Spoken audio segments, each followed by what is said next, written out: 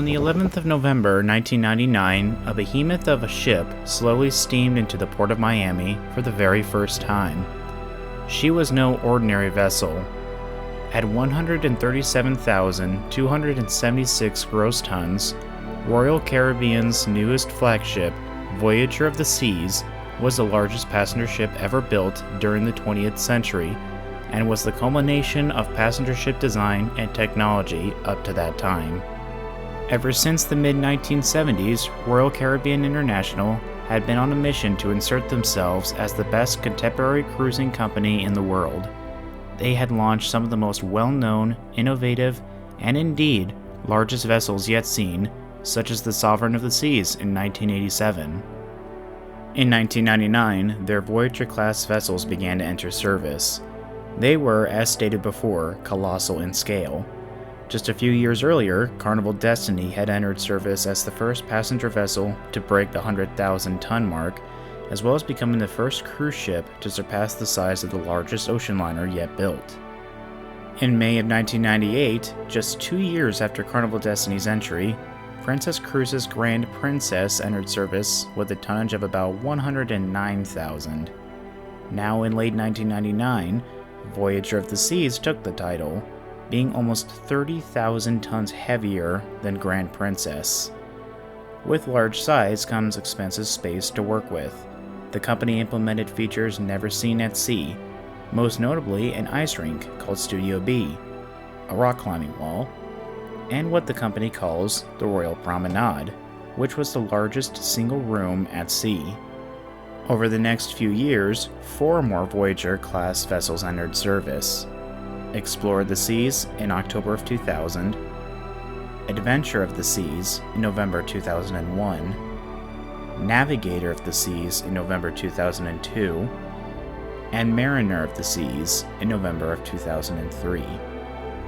These ships were extremely popular, sizable, and competitive, but they did have their limits, and even though they were the largest cruise ships in the industry, Royal Caribbean wanted something more. They wanted to add even more features that the Voyager vessels simply could not accommodate. By the mid-2000s, Royal Caribbean began to dream up an even bigger class of ships, one that would pave the way for mega cruise ships to come. The first ship in this new series would be Freedom of the Seas. The second was originally going to be named Endeavor of the Seas, but was later changed to Liberty of the Seas during construction. The third and final member, the culmination of this type of vessel, would be Independence of the Seas.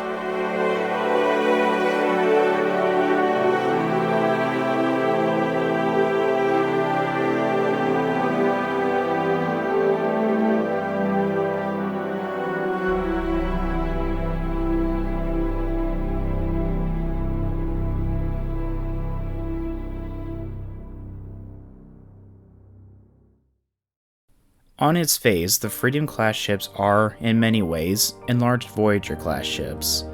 They had almost the same machinery and propulsion systems, virtually identical general arrangement, and a not too dissimilar exterior design. But just like ocean liner companies of the early 20th century, Royal Caribbean took an existing model that was working well, scaled it up, and added and enhanced features to further evolve their fleet. Freedom of the Seas was the first ship to have a surf simulator called the Flow Rider. This product is one of the company's current signature features, and at least one will be put on every ship that would be put into service in the future, and even added on some built before. Another first for a cruise ship was having a cantilever whirlpool on the main deck. Freedom featured 2 of these, one on each side. She also featured 43% more pool space than her predecessors. Within the first year, the company discovered that their new model was indeed working. Freedom had by far the highest family bookings of all of their ships. Liberty of the Seas soon joined the arena. Construction on the third Freedom vessel soon began at Autker Finyard's Turku, Finland shipyard. She would continue the success that Royal Caribbean was experiencing. On the 14th of September 2007, the semi-complete hull was launched. By April 2008, the new Independence of the Seas was completed.